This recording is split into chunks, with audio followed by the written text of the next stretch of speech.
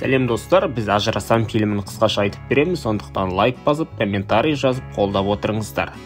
Фильм Аружан мен Санжардың 3 жылдығын тойлап отырған сәттен басталады.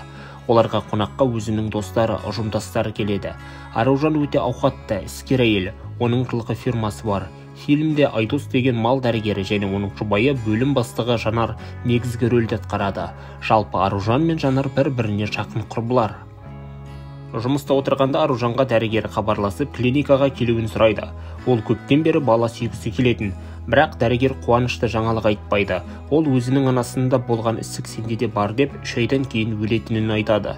Бұл қайғылы хабарға қапаланған Аружан оны отбасына айтудың ретін таппайды. Тіпті мұрны қанап, аурудың алғашқы белгілері көріне бастайды.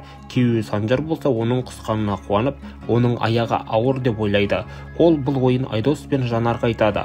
Аружан өзі сияқты ауыратын адамдардың жабық клубына барып, ішіндегісімен бөліседі. Оған бұл идеяны жұмыстағы көмекшісі айтқан болатын. Аружан өзінің өлгенін күйеуіне көрсеткісі келмей, одан ажырасудың жолдарын іздей бастайды.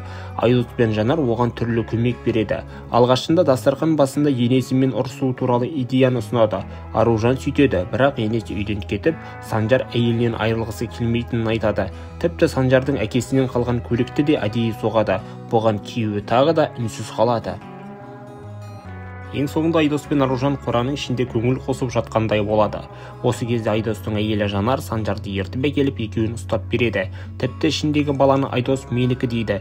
Осыдан кейін Аружан мен Санжар ажырасады. Санжардың көңілін қатты қалдырғанын сезген Аружан бүкіл бизнесін соның атына рәсімдеп береді.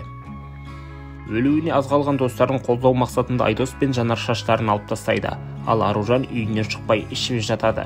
Арада 4 ай өтеді, бірақ Аружан өлмейді. Оны сезген достары қайтадан анализ тапсыр деп кеңес береді. Сөйтіп анализдің қорытындысында оның бойында ешқандай ісік жоқ екенін, мұрнының қанауы дәрумен жетіспегеннен болғанын түсіндіреді. Осы сәттен бастап Аружанның өмірге құштарлығы оянып, Санжармен қайта қосылғысы келеді. Бірақ күйеуі өкініштісі Черногорияда басқа қызбен жүр екен. Ол күйеуін қайтарып алу үшін сол елге ұшып барады. Қасында Айдос пен Жанар болады. Жолда оларды қарақшылар өлтірмек болады. Қырылысып төбелесіп әзер дегенде қашып құтылады. Күйеуі отырған барға кірсе, ішінде баяғы өзіне диагноз қойған дәрігер жүреді. Жабық клубқа бар деп кеңес берген көмекшісін сол клубтағы кейбір адамдарды көреді. Өзін өлтірмек болған қарақшылар да бар екен. Сөйтсе Санжар ұйымдасқан алаяқтықпен айналысатын топтың бастығы болып шығады. Тіпті өзінің шешесінің рөлін ойнаған әйелді атып тастап, өзіне жаңа шеше бекітеді. Алдағы уақытта тағы басқа да қыздарды осылай алдап, байлығын тартып аламыз деп жоспарын көрсетеді.